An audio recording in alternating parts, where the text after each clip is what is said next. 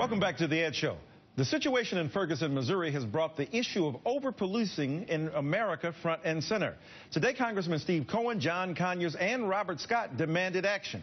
In a letter to the Judiciary Committee, they wrote, "The use of overwhelming force by police against unarmed citizens requires our urgent attention. It's imperative the committee convene to examine these issues as soon as possible."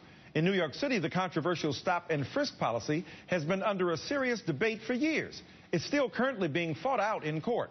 New York City Mayor Bill de Blasio has pledged to reform the program, but activists in New York say there has been no change.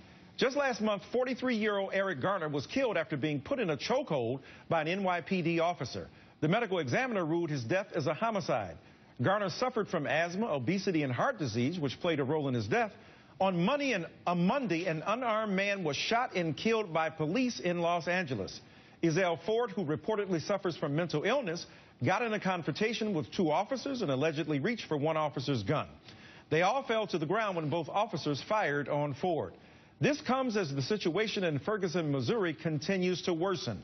Outrage continues to grow over the police-related shooting death of unarmed 18-year-old Michael Brown. Last night marked the fourth night in a row of clashes between police and demonstrators. Meanwhile, police in Ferguson hardly look like police anymore. They're armed with military-style assault rifles, armored vehicles, and are dressed in military-style camouflage.